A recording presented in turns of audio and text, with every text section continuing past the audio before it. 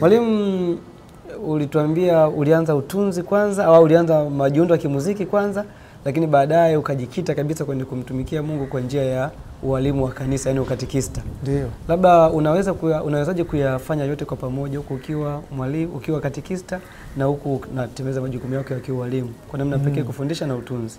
Ukatikista kama nilivyosema, nilianza hapa Msimbazi mwaka 1986. Ndio nilianza ukatikista hapa. Na yote vinakwenda vizuri tu.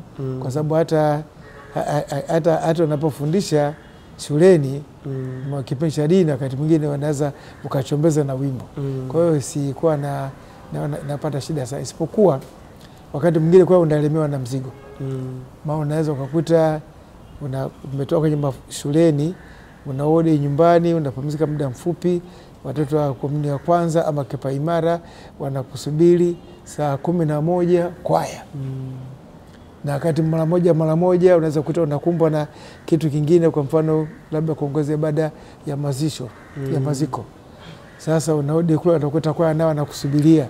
Akili zimechoka, basi lakini lazima upambane. Hizo ni changamoto. Na zote wala unapambana nazo. Japokuwa kwa kipindi hiki sasa hivi walau kuwa naimba, lakini sasa kuwa mwalimu wategemezi wa kwaya hapana. Kidogo nimepumzika.